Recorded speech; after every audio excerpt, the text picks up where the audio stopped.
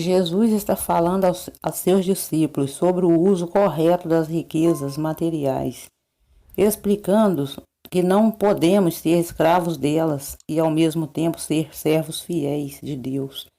Os fariseus também estão escutando isso e começaram a zombar de Jesus, porque são amantes do dinheiro, de modo que ele lhes diz: Vós sois os que vos declarais justo perante os homens?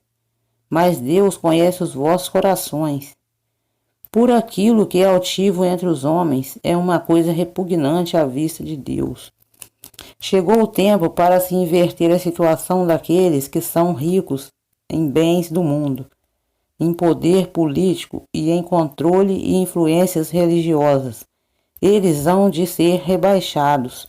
No entanto, as pessoas que reconhecem sua necessidade espiritual hão de ser enaltecidas. Jesus indica esta mudança ao prosseguir dizendo aos fariseus: A lei e os profetas existiram até João, o batizador. Dali em diante o reino de Deus está sendo declarado como boas novas, e toda sorte de pessoa avança impetuosamente em direção dele. Deveras, mais fácil é passar em céu e terra do que passar sem cumprimento uma só partícula de uma letra da lei. Os escribas e os fariseus orgulham-se da sua professa aderência à lei de Moisés. Lembre-se de que, quando Jesus milagrosamente deu visão a certo homem em Jerusalém, eles se gabaram: Nós somos discípulos de Moisés. Sabemos que Deus falou a Moisés, mas agora a lei de Moisés já cumpriu seu objetivo intencionado de conduzir os humildes ao Rei designado por Deus, Jesus Cristo. De modo que, com o começo do ministério de João, toda sorte de pessoas, especialmente os humildes e os pobres, esforçam-se para se tornar súditos do reino de Deus. Visto que a lei de Moisés está então sendo cumprida, eliminar-se-á a obrigação de guardá-la.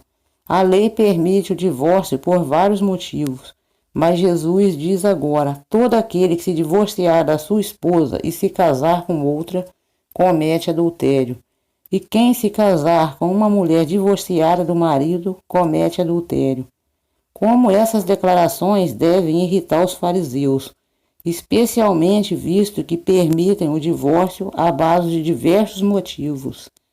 Continuando com as suas observações aos fariseus, Jesus conta uma ilustração sobre dois homens cuja condição social ou situação, por fim, mudou dramaticamente. Consegue discernir quem são representados por esses homens e o que significa a inversão da sua respectiva situação.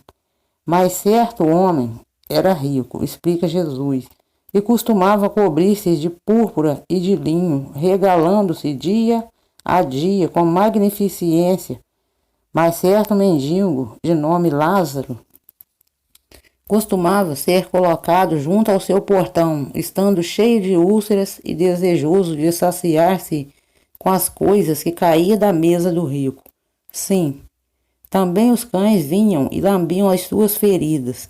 Jesus usa aqui o rico para representar os líderes religiosos judaicos, incluindo não só os fariseus e os escribas, mas também os saduceus e os principais sacerdotes.